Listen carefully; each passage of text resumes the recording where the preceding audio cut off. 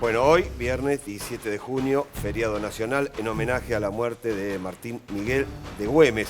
Y tenemos un invitado para que nos ayude a entender la importancia que tuvo Güemes en el pasado argentino. Nuestro historiador de la TV pública, Claro Alberto que Lettieri, que nos, con algunas cositas cortitas durante toda la programación, nos va ingresando en el maravilloso mundo de la historia. ¿Por qué Güemes hoy tiene que ser celebrado, conmemorado? ¿Qué pasaba antes? Era injustamente... Mira, yo creo que tiene una larga postergación Güemes por el hecho fundamentalmente de que es alguien que no procede de Buenos Aires y que además que no adhiere al proyecto político de Buenos Aires, ¿no?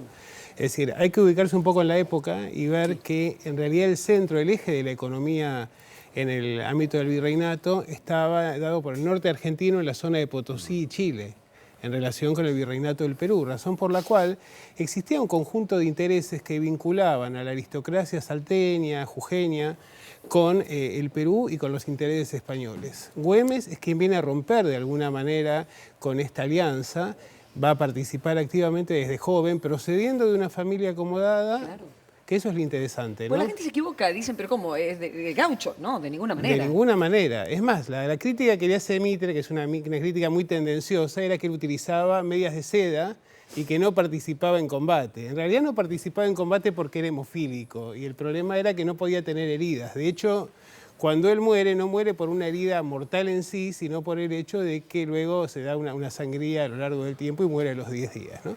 Pero el caso de Güemes es muy interesante porque él participa en hechos fundamentales de todo el proceso revolucionario. Participa de las invasiones inglesas, es más, lleva adelante el único ataque posiblemente y uno de los pocos en la historia. Claro, un ataque de caballería a un barco, lo cual muestra justamente las limitaciones que tenía el puerto de Buenos Aires, que era muy bajo. Y luego va a llevar adelante con los pocos recursos que tiene, porque no tiene ningún auxilio de Buenos Aires, más bien es asfixiado desde Buenos Aires. Fíjense que cuando, por ejemplo, en 1812 el triunvirato lo envía a Belgrano, de quien pronto vamos a celebrar también su aniversario, al noroeste para sostener el territorio luego de varias derrotas militares, le dicen retroceda hasta Córdoba y entrégueles el noroeste a los realistas.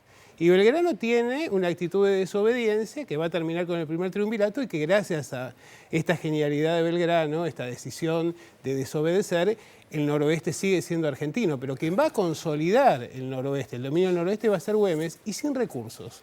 Él establece lo que llama la guerra de guerrillas o lo que Lugones llamó la guerra gaucha. Es decir, lo que se hacía era quemar los alimentos para no dejarlos a disposición del enemigo, del invasor, atacarlos en partidas, en pequeños grupos armados para tratar de distraerlos, cortarles los suministros. También era una guerra en la que participaba toda la sociedad. Es decir, toda la sociedad menos los sectores acomodados, ¿no? Porque aquí hay una cuestión muy interesante de disputa y que es lo que lo va a colocar en la mira de la gente de Buenos Aires. Era el hecho de que él era un conductor de gauchos, él se plantea como un protector de los humildes. Y entonces lo ve como alguien que ha traicionado a su clase desde Buenos Aires y también desde Salta.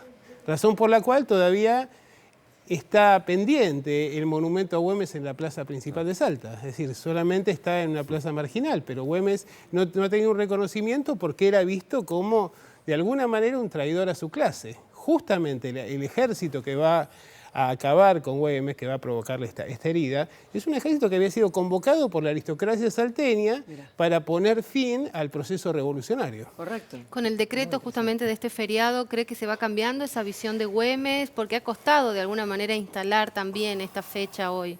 Mira, yo creo que tenemos que instalarlos más en los contenidos educativos fundamentalmente y en el sentido común, pero yo creo que es una reivindicación del federalismo, que esto es lo más importante, ¿no? Porque en realidad Güemes es simultáneamente cuestionado y atacado, agredido directamente, tanto por la aristocracia de su lugar de origen como por Buenos Aires por oponerse tanto al proyecto porteño centrista como para el proyecto aristocrático. Quien va a reivindicar realmente a Güemes y lo va a considerar como un factor estratégico de su proyecto va a ser San Martín.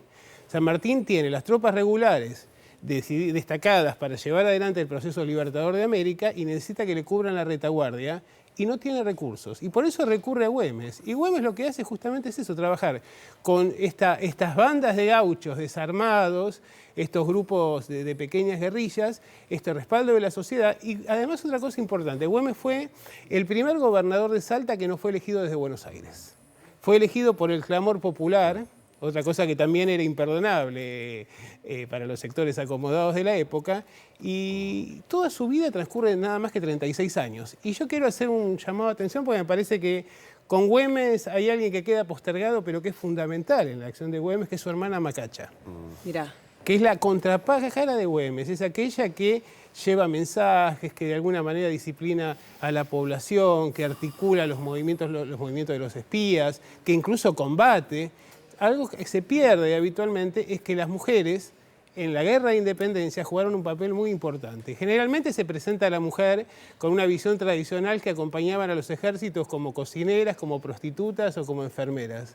Pero aquí en la guerra y en la guerra en general, las mujeres combatieron y tenemos más de 180 mujeres en todo el noroeste argentino y la zona de Alto Perú que fueron caudillos directamente, es decir, no solo combatieron, sino que tuvieron a su cargo tropas. Uno de los casos más conocidos es el de Juana Zurduy, por ejemplo. Claro. Pero Macacha Güemes es un personaje de una enorme relevancia, incluso participa en muchos casos como mediadora en cuestiones diplomáticas con Buenos Aires y llega a acuerdos muy favorables para los intereses de la provincia. Roberto, ¿qué se sabe sobre el perfil de Güemes? A ver, ¿era un hombre con carácter? ¿Era un hombre que imponía sus ideas? ¿Era un hombre del consenso? ¿Se llevaba bien con los gauchos? Agregó. Mira, Güemes había tenido un problema, había tenido una enfermedad de joven, por lo cual era un tanto gangoso al hablar. Ajá.